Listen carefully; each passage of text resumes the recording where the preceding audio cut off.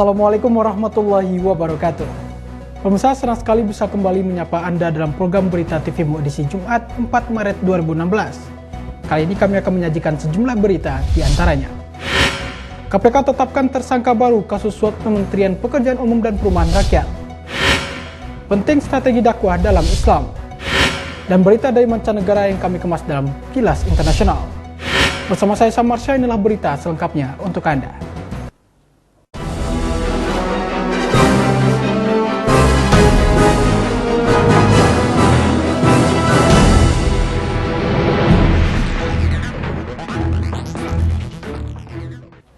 Mengawali berita pertama, pemirsa, Komisi Pemberantasan Korupsi menetapkan satu tersangka baru dari Komisi 5 DPR RI asal fraksi Golkar yang diduga terlibat kasus suap proyek di Kementerian Pekerjaan Umum dan Perumahan Rakyat.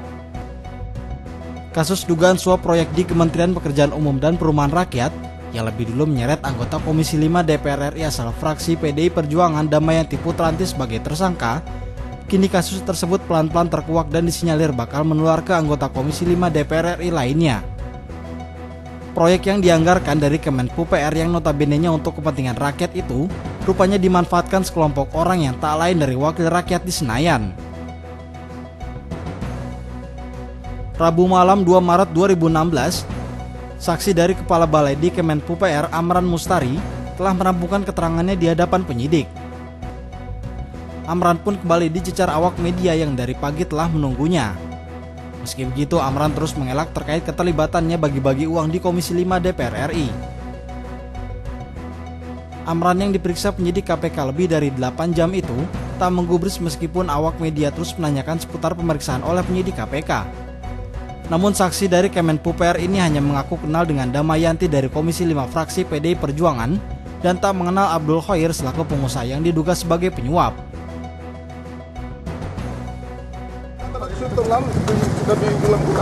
Pak Amran, apa benar Pak Abdul Khoir itu sudah menyiapkan 250 miliar untuk pengamanan di Komisi 5, Pak? Tidak tahu.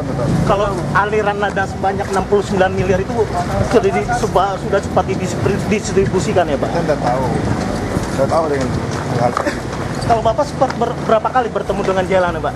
Siapa? Dengan Jailan ini? Jailan itu nggak pernah ketemu Jailan. Nggak pernah ketemu, Pak ya? Tapi kalau Bu Damayanti sendiri atau Pak Michael? Ya, mereka kan Komisi 5 DPR. Oh, Anda sempat mendapat tekanan dari anggota Komisi 5 terkait? Ya, ada tekanan. Hah? Ya, ada tekanan. Tapi Untuk pengembangan kasus ini, KPK sudah memanggil beberapa saksi dari Komisi 5, diantaranya Andi Taufantiro dari fraksi PAN, Musa Zainuddin dari fraksi PKB, dan Muhammad Toha dari fraksi PKB. Sementara untuk saksi dari pengusaha, KPK juga sudah beberapa kali meminta keterangannya dari So Kok Seng alias Aseng yang merupakan subkontrak dari Abdul Khoir. Dalam kasus ini, KPK menetapkan 4 orang sebagai tersangka dan menahannya, yaitu Direktur PT Windu Tunggal Utama Abdul Khoir diduga sebagai pemberi suap, serta penerima suap yaitu anggota Komisi 5 DPR RI Damayanti Putranti, serta 2 asistennya Desi A. Edwin, Yulia Prasetyarini, dan yang terbaru Budi Suprayitno anggota Komisi 5 DPR RI dari fraksi Partai Golkar. Atas perbuatannya, mereka dijerat pasal 12 huruf A atau pasal 12 huruf B atau pasal 11 Undang-Undang Nomor 31 Tahun 1999 sebagaimana diubah Undang-Undang Nomor 20 Tahun 2001 tentang pemberantasan tindak pidana korupsi. Deddy Musoni memberitakan dari Jakarta.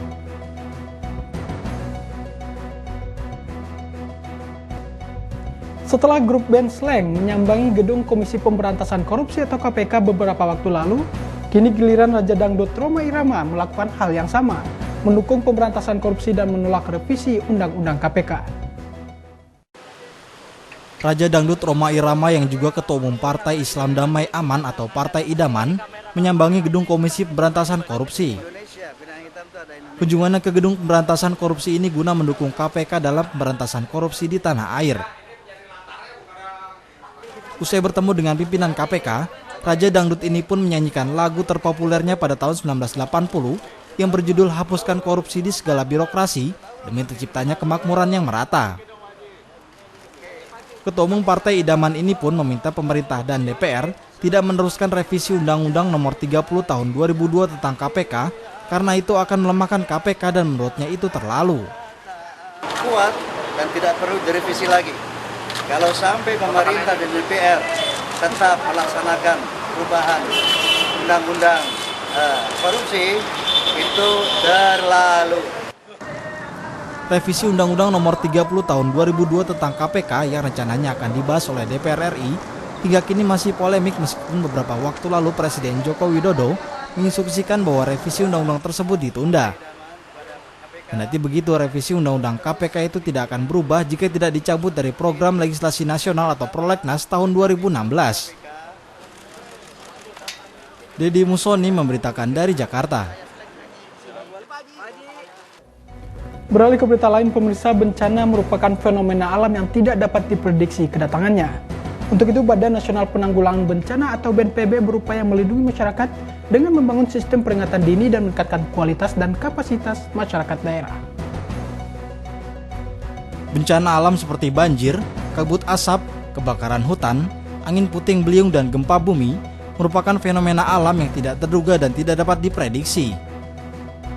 Salah satunya banjir yang terjadi di daerah Sampang, Madura belum lama ini. Sebelumnya daerah ini tidak pernah mengalami banjir seperti yang terjadi sekarang ini, serta di beberapa daerah lainnya yang kini terendam banjir. Guna mengantisipasi hal itu, Ketua Badan Nasional Penanggulangan Bencana atau BNPB, Willem Rampangile mengatakan, sebenarnya bencana banyak terjadi karena banyak pembangunan di lahan yang bukan seharusnya, sehingga menjadi rawan bencana.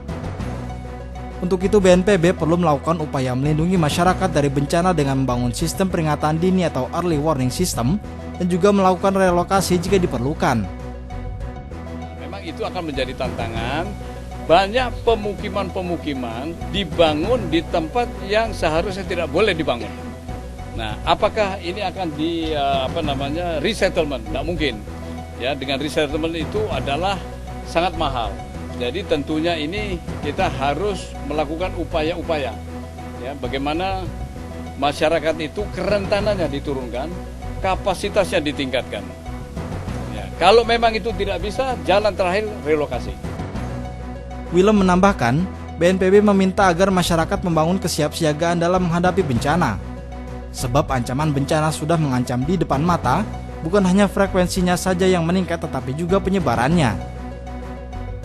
Noviani Nuraini, Trio Prasetyo memberitakan dari Jakarta. Pemirsa, gempa berkekuatan 7,8 skala Richter mengguncang Kepulauan Mentawai, Sumatera Barat pada Rabu malam. Gempa yang mengguncang barat daya Kepulauan Mentawai ini berpotensi mengakibatkan terjadinya tsunami. Kawasan Sumatera Barat, tepatnya di Kepulauan Mentawai, Rabu malam diguncang gempa berkekuatan 8,3 skala Richter. Gempa yang terjadi sekitar pukul 19.49 waktu Indonesia Barat berpusat di perairan sejauh 682 km sebelah barat daya Kepulauan Mentawai dengan kedalaman 10 km. Badan Meteorologi, Klimatologi, dan Geofisika atau BMKG menyebut gempa ini berpotensi menimbulkan tsunami yang bisa memapar Provinsi Sumatera Barat, Sumatera Utara, Aceh, Bengkulu, dan Lampung. Potensi terjadinya gempa besar di Kepulauan Mentawai telah menjadi sorotan Badan Nasional Penanggulangan Bencana atau BNPB sejak pertengahan lalu. Ada dua wilayah di Indonesia yang menyimpan potensi gempa tsunami dengan energi besar hingga mencapai 9 skala Richter. Salah satunya adalah wilayah Mentawai. Sehingga bagi masyarakat di wilayah tersebut diimbau untuk tetap selalu waspada. Tim TVMU memberitakan. Pemirsa, informasi menarik lainnya akan kami hadirkan setelah jeda berikut ini. Tetap bersama kami dalam Berita TVMU.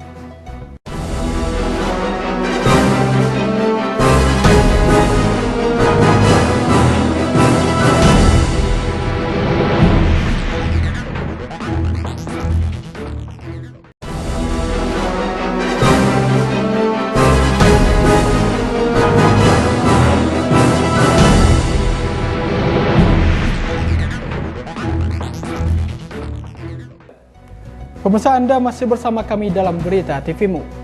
Pemerintah Indonesia telah menentukan upaya dalam pemberantasan terorisme yang semakin menjamur. Terkait tawaran pemerintah Arab Saudi untuk bergabung pada aliansi militer gabungan untuk melawan ISIS, pemerintah menolak tawaran tersebut.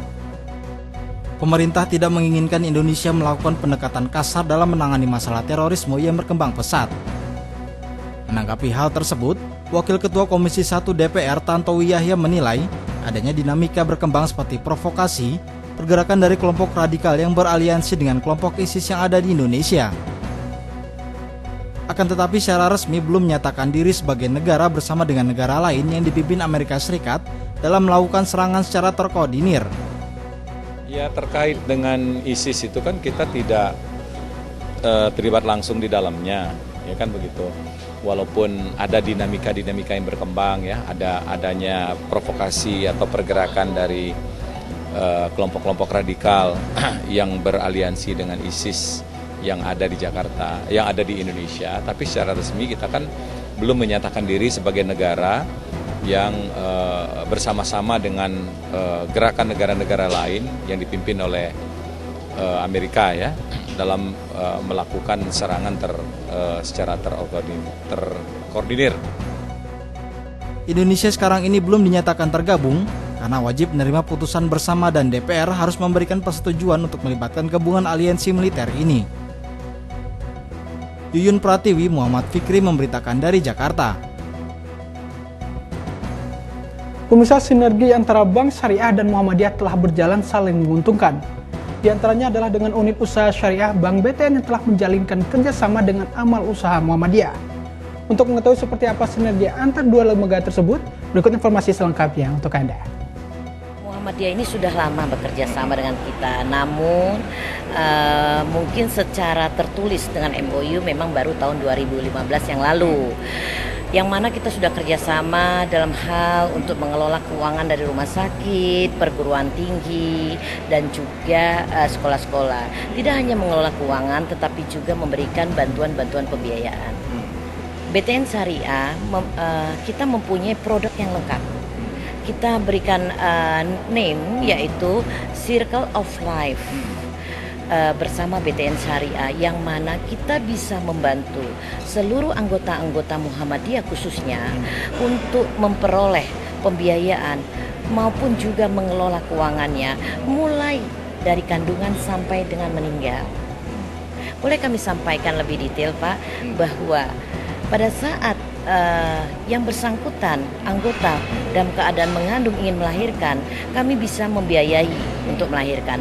Selanjutnya anak anggota tersebut bisa kami biayain sekolah mulai tingkat TK sampai perguruan tinggi, itu akan kami bisa biayain dengan pembiayaan Bank BTN Syariah. Selanjutnya juga bagi anggota yang mulai dewasa ingin berwira swasta, kami juga bisa memberikan pembiayaan untuk anggota-anggota Muhammadiyah. Selanjutnya juga apabila dia sudah menemukan jodohnya, Pak, mereka juga bisa kami memberikan fasilitas pembiayaan untuk mereka menikah. Apabila mereka menikah, tentunya mereka mempunyai impian. Impian yang paling indah adalah bagi pasangan berkeluarga mempunyai rumah. Bank BTN Syariah bisa memberikan kredit pembiayaan, pembiayaan pemilikan perumahan plus isinya, Pak. Plus isinya dimaksud adalah furniture dan elektronik lengkap. Dan apabila nanti anggota juga mampu dan sekaligus juga bisa memperoleh pembiayaan untuk kendaraan bermotor. Dan selanjutnya, Pak, selain itu tentunya di dalam menjalankan keseharian bersama keluarga dan keluarganya tentu menginginkan beribadah. Kami juga bisa memberikan pembiayaan untuk umroh. Selain juga bisa menjadi mengkolek daripada tabungan-tabungan haji yang ingin menunaikan ibadah haji dan yang mungkin tidak dimiliki dan belum dimiliki oleh syariah lainnya, Pak, kami bisa memberikan pembiayaan pemilikan makam, Pak. Jadi kita tidak hanya memiliki rumah di dunia, tetapi kita juga mempersiapkan untuk rumah di akhirat, Pak, yaitu kredit pembiayaan makam. Ikatan Ahli Ekonomi Islam Indonesia meminta kepada pemangku kebijakan agar sertifikat tanah wakaf bisa dijadikan agunan pembiayaan perbankan. Dengan demikian, wakaf tanah yang selama ini banyak yang menganggur bisa diproduktifkan untuk kepentingan umat. Pernyataan ini dikemukakan oleh Wakil Ketua IAEI Agustianto Mingka dalam acara Milad IAEI ke-12 dan Seminar Nasional di Gedung Danapala Kementerian Keuangan Jakarta. Menurut pandangan Agustianto, selama ini tanah-tanah wakaf yang dimiliki oleh umat Islam banyak jumlahnya, dan itu belum mampu terberdayakan dengan baik untuk kepentingan umat. Tidak adanya regulasi yang memberikan izin terhadap sertifikat tanah wakaf menjadikan agunan oleh pihak perbankan merupakan salah satu faktor wakaf tanah minim dikembangkan. Tanah wakaf ini itu kan harus memiliki sertifikat itu, dan bank ini pasti akan mengalami resiko yang cukup besar jika tanah wakaf itu tidak memiliki sertifikat. Dan bagaimanapun bank ini tidak akan menerima tanah-tanah yang tanpa bersertifikat itu sebagai agunan. Nah, oleh karena itu ke depan kita akan berupaya untuk mencarikan solusi supaya tanah-tanah wakaf yang tidak produktif itu menjadi produktif. Karena dalam sejarah wakaf di dunia juga itu ada konsep hukur. Hukur itu adalah bagaimana memproduktifkan tanah-tanah yang selama ini pasif atau selama ini yang mati atau tidak produktif, kemudian diberikan upaya-upaya produktivitas, misalnya membangun ruko ataupun membangun perumahan di situ.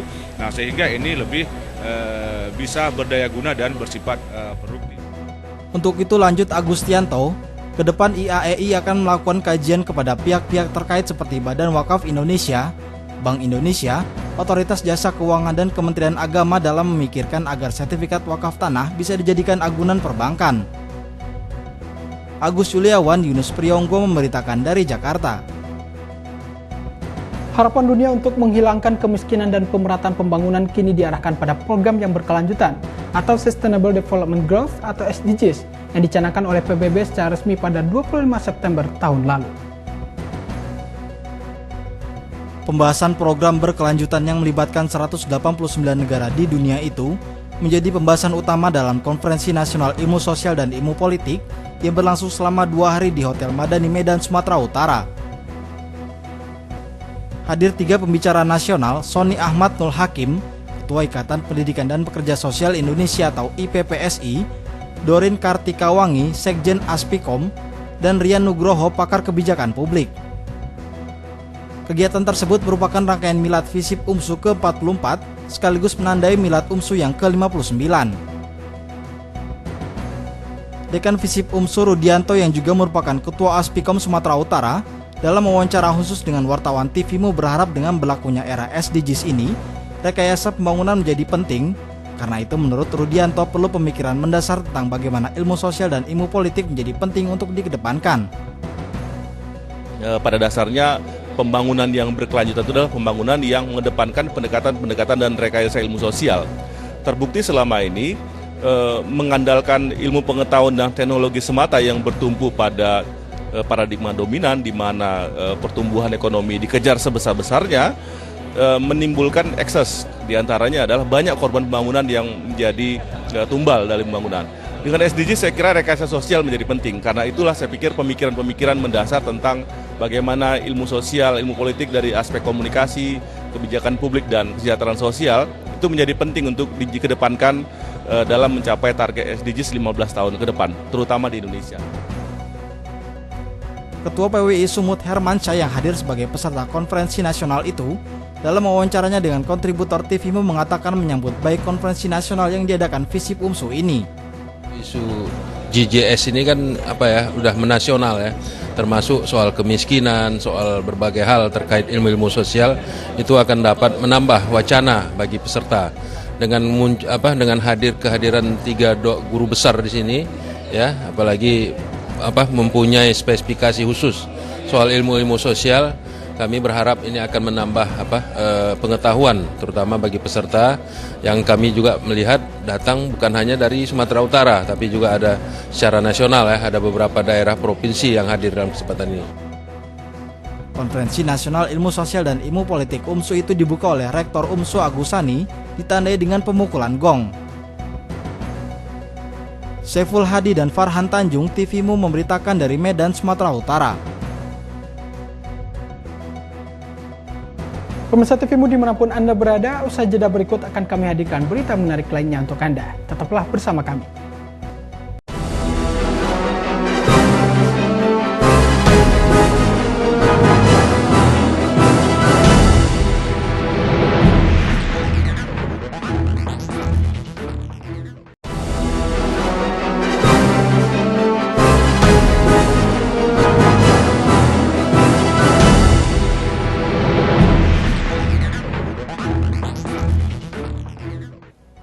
Pemirsa, terima kasih Anda masih bersama kami dalam Berita TVMU. Strategi dakwah sangat diperlukan dalam syiar Islam, berbeda dengan akidah. Strategi dakwah masuk dalam ranah amal yang terus berkembang. Hal ini disampaikan Yunar Ilyas, Ketua Pimpinan Pusat Muhammadiyah dalam Seminar Suara Muhammadiyah yang digelar di Yogyakarta. Akidah merupakan ketentuan yang tidak bisa berkembang. Hal ini berbeda dengan strategi dakwah. Strategi dakwah masuk dalam ranah amal yang terus berkembang. Strategi dakwah wajib dimiliki agar syiar Islam terus meluas dan menghalau kebatilan. Strategi dakwah setiap organisasi mempunyai perbedaan.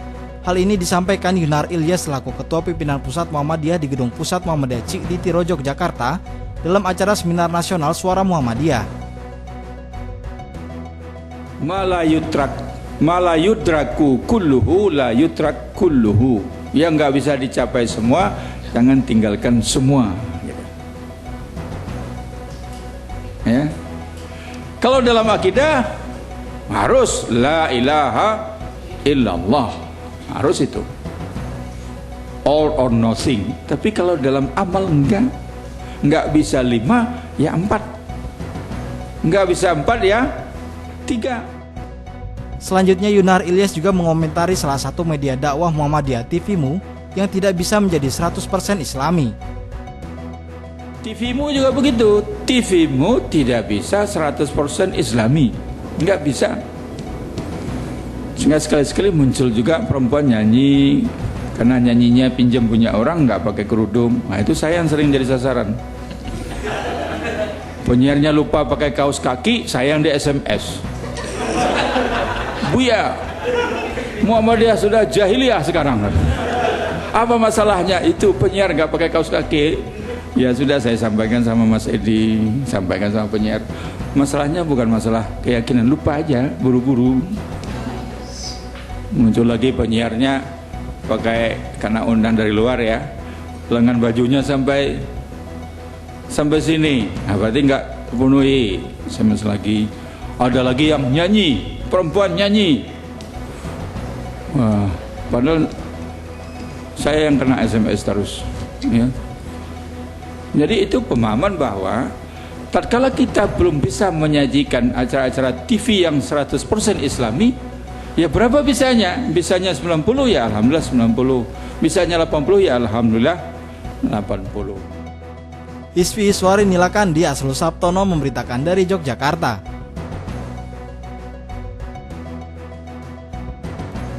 Memperingati hari jadi Fakultas Ilmu Sosial dan Ilmu Politik Universitas Muhammadiyah Sumatera Utara ke-44, diharapkan mampu menjadi fakultas terdepan dalam membangun peradaban bangsa. Hal itu menjadi salah satu topik pembahasan dalam Konferensi Nasional Ilmu Sosial dan Ilmu Politik yang belum lama ini digelar di Sumatera Utara. Perguruan tinggi harus mampu mendorong kelanjutan program Sustainable Development Goals atau SDGs di Indonesia sebagai kelanjutan dari Millennium Development Goals MDGs. Demikian kesimpulan konferensi dari Nasional Ilmu Sosial dan Ilmu Politik yang diselenggarakan FISIP UMSU. Memasuki usia ke-44 tahun, Fakultas Ilmu Sosial dan Ilmu Politik UMSU diharapkan dapat menjadi fakultas terdepan dalam membangun peradaban bangsa melalui perkembangan ilmu sosial dan ilmu politik berdasarkan nilai Al-Quran dan kemuhammadiyahan. Dekan FISIP UMSU Rudianto menegaskan, kegiatan Konferensi Nasional Ilmu Sosial dan Ilmu Politik diselenggarakan dalam rangka Milad FISIP ke-44 sekaligus Milad UMSU yang ke-59. Fakultas kita selalu menjunjung tinggi visi yang kita bangun bersama, yaitu menjadi fakultas terdepan dalam membangun peradaban bangsa melalui pengembangan ilmu sosial, ilmu politik berdasarkan nilai-nilai Islam dan kemuhammadiyahan. Memasuki usia yang ke-44 ini, kami terus bersemangat untuk meletakkan dasar-dasar berpijak sehingga di masa yang akan datang fakultas ini adalah fakultas yang sejajar berdiri dengan fakultas-fakultas terbaik di Indonesia yang mengembangkan ilmu sosial dan ilmu politik. Rektor UMSU Agusani dalam sambutannya mengatakan, kita berharap pemikiran yang dihasilkan dari konferensi ini dapat menjadi rujukan dan kontribusi kepada bangsa dan negara. Sebagai rektor, saya juga berbangga karena saya juga dilahirkan oleh Fakultas Ilmu Sosial dan Ilmu Politik Universitas Muhammadiyah Sumatera Utara. Tepat pada tahun 1976, saya melakukan proses kegiatan perkuliahan di UMSU ini, itu di Fakultas Ilmu Sosial dan Politik jurusan Kecerdasan Sosial. Bercerita tentang alumni psikolog UMSU sudah ada di mana-mana, baik menjadi wirausaha, eksekutif, legislatif, dan beberapa dari alumni UMSU juga ada berkiprah di militer dan kepolisian. Ini juga sebagai bagian daripada perjalanan panjang daripada psikolog UMSU dari masa ke masa. Hadir pada konferensi ilmu sosial dan ilmu politik itu, Ketua Ikatan dan Pendidikan Pekerja Sosial Indonesia Sony Ahmad Nul Hakim, Direktur Institute for Policy Reform Rian Nugroho, serta praktisi ilmu sosial dan ilmu politik dari berbagai perguruan tinggi. Saiful Hadi dan Farhan Tanjung, TVMU memberitakan dari Medan, Sumatera Utara. Pemirsa, Lembaga Pesantren Muhammadiyah menerima kunjungan dari mualimin dan mualimat Muhammadiyah. Kunjungan ini untuk bersilaturahim antar lembaga pesantren sekaligus membahas kurikulum pesantren Muhammadiyah ke depannya. Kunjungan dari perwakilan mualimin dan mualimat Muhammadiyah ini bertujuan untuk melakukan silaturahim sekaligus membahas kurikulum pesantren Muhammadiyah ke depan, di mana mereka ingin meningkatkan standarisasi pesantren Muhammadiyah sehingga bisa melahirkan ulama-ulama Muhammadiyah dan juga memasukkan bahasa Inggris dan Arab ke dalam kurikulumnya. Menanggapi hal ini, Ketua Lembaga Pesantren Muhammadiyah Mas Kuri mengaku telah melakukan konsolidasi dengan sejumlah pesantren Muhammadiyah khususnya di Pulau Jawa. Dalam pertemuan ini selain melakukan silaturahmi, juga membahas kurikulum pesantren Muhammadiyah ke depan. Sejak raker tanggal 11 sampai 13 Desember yang lalu di Universitas Muhammadiyah Malang, kita sudah melakukan silaturahim konsolidasi antar pondok pesantren Muhammadiyah, utamanya di Pulau Jawa. Kemarin kami sudah melakukan silaturahim regional khusus pondok pesantren para mudir dan pimpinan besar ikatan penyelenggara di Jawa Tengah adalah di Pondok Modern Lazaka di Batang. Selain membahas kurikulum, pertemuan ini juga membahas perlunya mengkaji isi dari buku ke-Muhammadiyahan serta memilah-milah sumber buku. Hal ini dilakukan agar kualitas buku lebih baik dan benar-benar berisi ajaran ke-Muhammadiyahan dan tidak tercampur dengan ajaran lainnya. Noviani Nuraini, M. Surya Saputra memberitakan dari Jakarta. Ya pemirsa, berikut kami sajikan informasi dari mancanegara yang kami rangkum dalam Kilas Internasional. Informasi ini sekaligus menutup perjumpaan kita kali ini. Saya Samarsa dan segenap kru yang bertugas pamit undur diri dari hadapan Anda. Wassalamualaikum warahmatullahi wabarakatuh.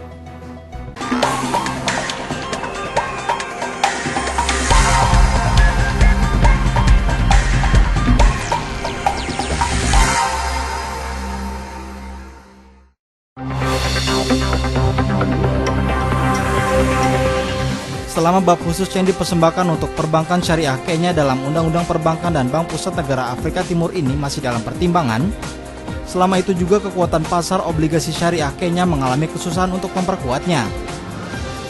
Kepala Perbankan Syariah Bank Pusat Kenya menegaskan, sesungguhnya hukum-hukum dalam perundang-undangan terkait tidak perlu ditinjau kembali karena hanya membutuhkan amandemen saja. Oleh karena Libanon berada di tangan kelompok Syiah Hizbullah serta terus melanjutkan aksi-aksi permusuhan dalam berbagai konflik di wilayah Syam, Dewan Kerjasama Arab GCC yang beranggotakan mayoritas Ahlus Sunnah secara formal mengecap kelompok Syiah tersebut sebagai kelompok teroris yang loyal kepada rezim Assad. Rezim Assad dan pihak-pihak revolusioner keduanya sudah saling menuduh semenjak gencatan senjata berjangka Jumat Minggu lalu mulai berjalan. Pasukan rezim Assad dikabarkan menyerang wilayah-wilayah di mana terdapat banyak warga sipil, terutama di beberapa provinsi Suriah Utara. Bank terbesar Malaysia menyatakan jumlah pinjaman syariah telah melewati jumlah pinjaman konvensional. Umat Islam Malaysia tertarik menggunakan jasa-jasa pinjaman bank syariah ini karena suku bagi hasil yang lebih aman, serta pemberian Maybank syariah untuk zakat dan bentuk amalan-amalan lainnya.